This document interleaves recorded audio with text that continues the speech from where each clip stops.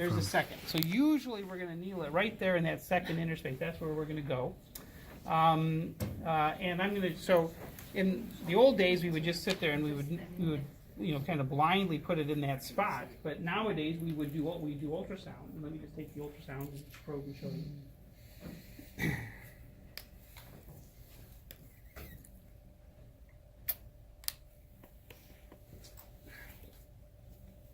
Again, left side of the screen will be her feet, the right side will be her head. And I'm not going to put the probe like this, I'm going to angle it so it's perpendicular to the rib. So I'm going to be again in the anterior axillary line. We're going to go in that second interspace. Oh, I don't like that. Let's try this one. Okay, that's better. How do I change my depth? The yellow knot, push it down and then turn it and it'll change. Okay. All right. So here, this is a rib.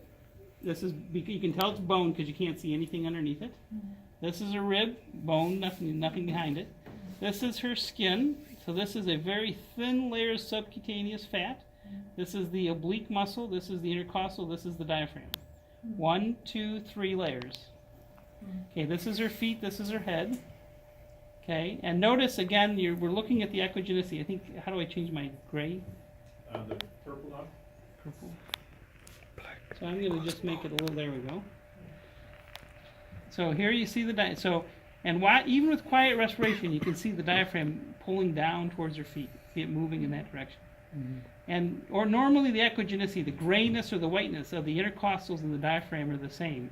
Whether if there's a myopathic process or if there's a neurogenic process, the diaphragm will turn white or get whiter. So now we'll just have you take a slow, deep breath. Slow, deep breath. Okay.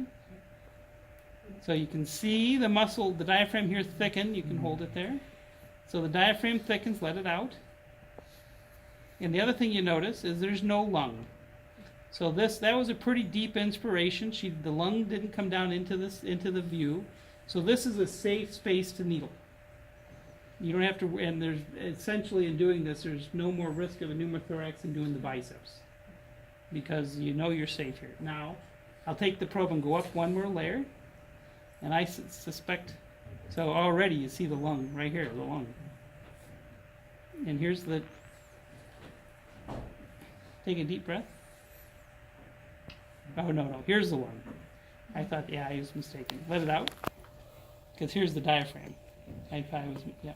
So here's the diaphragm here. And so, and take a slow, deep breath in.